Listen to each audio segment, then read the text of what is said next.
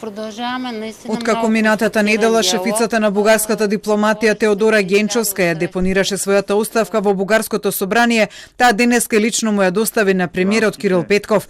Темата Македонија која стресе бугарската влада го остави Петков без четворица министри од редовите на Има таков народ на Слави Трифунов, но и со кусок од 12 гласа во собранието, потребни за сега трипартитната владина коалиција да остане на власт. Но политичката криза која започна самиот Трифунов после изгледа ќе го чини и неколку пратеници. Министерот за спорта Радостин Василев, кој си поднесе оставка на функцијата, ја напушти партијата Има таков народ со неколку пратеници, чија бројка се уште не е прецизна, но шпекулациите се дека може да бидат и 8. Конечната бројка се очекува да биде позната по состанокот на Трифунов со пратеничката група од неговата партија. Василев пак попладнево одржа пресконференција заедно со 5 пратеници кои го напуштаат Има таков народ, велејќи дека за жал мафијата влегла во партијата поради што тие решиле да ја напуштат. Тие обвинија дека воопшто не разговарале, ниту го виделе Трифунов подолг период.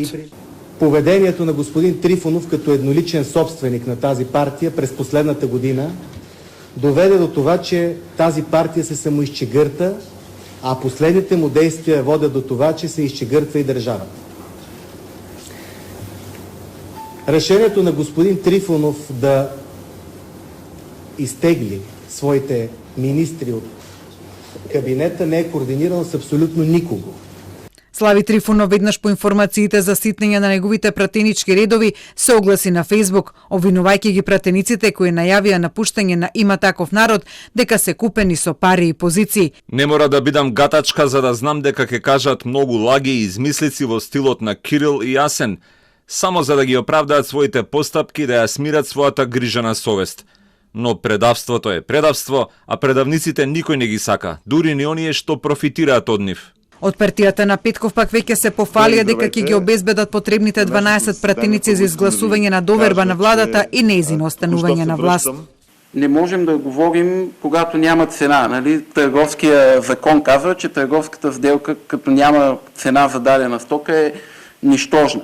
Това, което ние пазарим и това, за което ние се пазарим, са хора с правилната мотивација да променят Българија.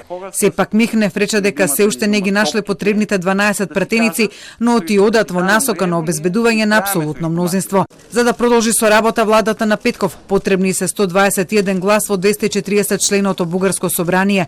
Коалицијата на Петков во моментот во собранието тежи 109 пратеници.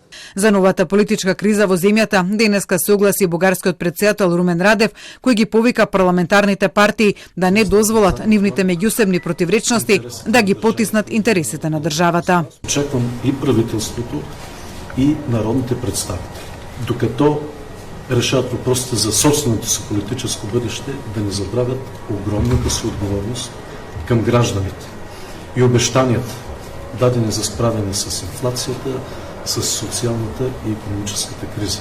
Инаку доколку Петков не успее да обезбеди дополнителни 12 пратеници за да продолжи како малцинска влада, Бугарија во рок од една година ќе оди на трети вонредни избори, што пак во вакуум изборниот период и формирањето на новата влада повторно ќе го инаугурира шефот на државата Румен Радев за главна политичка фигура во Бугарија. Тоа пак не им оди во прилог на ниту една од поголемите политички партии во земјата, ниту од власта, ниту од опозицијата, што иако е помалку веројатно, може да доведе до нов коалицијски договор или она што е поверојатно, според бугарските аналитичари, развлекување на процедурите за предвремени избори дури до есен.